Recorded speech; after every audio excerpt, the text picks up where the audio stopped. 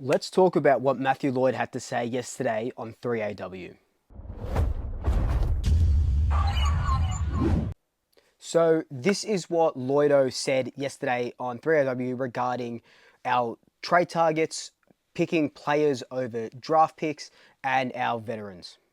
Collingwood look like they're going all in for experienced players. Let's go again. Let's reload for the premiership. Is there a risk involved in that? Do you reckon, Lloydie? Yeah, I think there is. I think there's a big risk, and I heard Craig McRae say we don't want picks, we want players, and I just want to keep making the list get better. So there is a risk, in my opinion, but they want to hope they go close to winning the premiership next year, because I think they've got 4 to 5 guys who may retire all at once. And that's what you don't want. You want to try and have. You don't want a Richmond situation. No, you don't. You don't. You want to probably in my I would have preferred that a couple of them went this year, a couple go next year, but they're all in for the flag next season as to why they may as well get Houston as well. Okay, so we'll watch Dan Houston.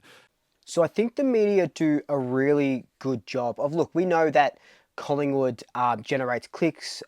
I wouldn't be doing Swoop Luke if it wasn't for all these articles talking about Collingwood and constantly posting, because we generate clicks for their news site, for Fox Sports, for the AFL website, for all these journos. So I totally understand that. But I do feel like this is somewhat fear-mongering a little bit for Collingwood supporters, because Lloydo's saying that it's premiership or bust. I don't think that's the case. Before we talk about why I don't think that's the case, remember you can join and become a Swoop Luke member. The link is down below, cheaper than a regular almond latte, as I keep telling you guys. I really do appreciate all the members that have joined at the moment. I think their names pop up or something down below. I'm running off my phone, so I can't really see the whole extent of what YouTube gives you guys. But also, if you are new here, please consider subscribing. It would mean the world. We're already at 9120 the last time I checked, so we're on our way to 10,000 before the season starts. So if I could get that before Christmas, that would be the best present I've ever been given. But let's talk about this now. So like I said, I don't think it's premiership or bust. Like, look, don't get me wrong. With the way that we're going, with the way that we're set up, how we are getting players in instead of picks, I think, it's full tilt towards a premiership. Craig McRae keeps saying we need to be better, we need to be better, we need to get better, we need to improve. And how do you improve? You improve by bringing in these ready-made players. Now, there's, it's different strokes for different folks, as they say, right? Teams want to get into the draft and generate their own talent and work them up and build something, and that's amazing, and that's cool. Collingwood did it for a little while, but when you look at our draft strategy, it hasn't really worked in the last 10 years. I don't think it's worked at all, and I'm not going to really deep dive into it now. I can if you want me to. Let me leave your thoughts. Leave your thoughts down below if you do want me to deep dive into maybe the last 5 or 10 years of our draft picks and what's worked, what's not, maybe ranking the drafts or something like that. But let's look at, we had 2 top 10 picks, Sharon Berg and Nathan Freeman. And look, it's not their fault that they kept getting injured and whatnot. So it's not like they were bad picks, because they were highly touted picks. They were 2 top 10 draft picks. But you can see that even if you do get a top 10 draft pick and 2, they might not work out. So I can understand why we're looking at offloading a first rounder. We're looking at getting that pick 13 from Gold Coast and giving it to Port Adelaide for Dan Houston. Dan Houston is already 150 odd games or so, 2 times All-Australian. He comes into the team, he starts straight away, he already makes us better. For a pick 13 to get to 150 games, that's 2, 4, 6, 8, 10, 12. That's at least 7 seasons of that experience. And yeah, some players can come in and have an instant impact. Nick Dacos, Jamari Ugle-Hagan kind of had that as well. Jason Horne-Francis in his second season in the AFL, with Port Adelaide, and there's numerous players. St Kilda do it well, and there's numerous teams that their draft picks go on and come in and smash it, and that's totally fine, and that's amazing and good for them. And it's sort of happened to us. Think of Jaden Stevenson as well. He had that incredible first year, won the Rising Star, etc., etc. But it is a bit of a risk. Now, do I think that it's premiership or bust? No, but like I said, I think a premiership is definitely on the cards. That 17th premiership, that elusive. I say it's elusive because we've tried so hard to get the 16th, and we could have had 20 by now, in the last 10 years even. But I think what we're doing is we've got a nice core of players, and yes, we probably have 5 players retire at the end of next season. I think closer to 3 players retire at the end of next season, 3 to 5 players. But when they're here and they're still going well, you need to top up. And if you look at Perryman, because we've got Perryman, right? He's in the age bracket where he still has 6 or 7 years of football left in him.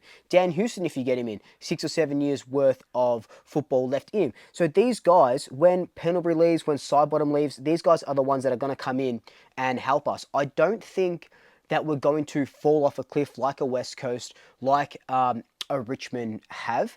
And in saying that, though, don't get me wrong, I want to be competing for premierships or competing for finals every single bloody year. But if you offered me the chance and said, Luke, you can have 3 premierships in 4 years, including a back-to-back, obviously, but then you win the wooden spoon in a couple of seasons after that 3rd premiership, or, you know, be competing and be thereabouts and, you know, not have a premiership for the next 5 years or something. I'm taking those 3 premierships in 4 years and then the wooden spoon.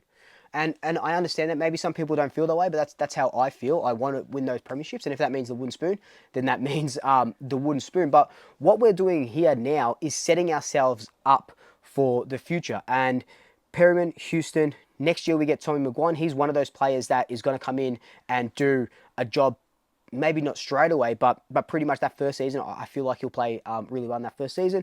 When Tommy McGuane comes in, which will be 2026, so 2025 draft into the 2026 season, we won't have those veterans. The veterans by then, I reckon, are pretty much going to be cleared out. You might have a couple, maybe you still have Pendlebury, and there's that video that I did a couple weeks ago sort of detailing who I think is going to retire or not. But I think the veterans that will leave at the end of next year aren't ones that we're going to, quote, technically not miss too much, if you know what I mean. I think it's going to be Mason Cox, you know. It might be Jamie Elliott, even though Jamie Elliott sort of still having good season. It might be Jeremy Howe. What we need to do is, when these players are retiring, we have someone ready to go underneath them that takes us to the next level. And I really do believe that we have the systems set up for success, for long-term success, without having to bottom out. And, you know, they say, draft picks, players over draft picks. It doesn't mean that we're not going to take draft picks. We'll just have late selections. And sometimes late selections are really good selections. Look at Bo. I think he was in the 40s. I think Ginnivan was a rookie selection. Dane Swan was in the 50s. I think James Hird was even really low. So all these good players were low in the draft. And they prove it time and time again. It's about skill, but it's also about how hard you're willing to work to be a good player. And, you know, at the end of the day, a number's just a number. You can go first or you can go 70th. The 70th player might win a premiership before the player that went number 1. But in saying all that, I do know where Matty Lloyd is coming from. But it's also like, we know that we've got veterans. We know this, we know that. They're packaging what we're doing as such a negative thing. Look what they did to Geelong. They kept discounting them, kept discounting them. These guys have just competed, and they just miss out on a grand final berth this year by a couple points. After a shit last year, then the premiership the year before. So 2021, they go on, win a premiership when people said they were too old, blah, blah, blah, blah, blah. They've still got seniors in their side, older guys in their side at the moment, but they are getting those younger sort of players through that have been in the ranks for a couple of years. And what Collingwood are doing well, they're basing it off the Geelong model. They're basing it off that Sydney model as well, where they're seeing Port Adelaide develop Ollie Lord for 3 to 4 years. If he wants to come, bang, we grab him. We don't have to put that 4 years of development into him. He's already got that, just has to learn our system. So they want to keep topping up, and that's what you want to do. You don't want to bottom out. You want to have a good mix. That's what you want at the end of the day. But I'm happy to give future firsts away for a quality player. I know you're going to talk to me about Lockie Schultz. That one is a bit how's it going, because we weren't supposed to be as low as we were. I would have happily given them that future first round pick if it was a pick 15, 16 or 17 like it was supposed to be. It wasn't supposed to be a pick, whatever it was, 10 or 11, because we were supposed to finish in the bottom 8.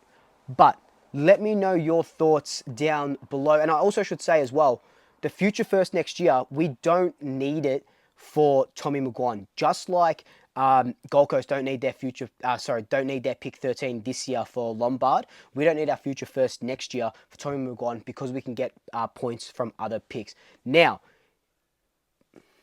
but anyway, guys, thank you for watching. Like, comment, subscribe. Until next time, But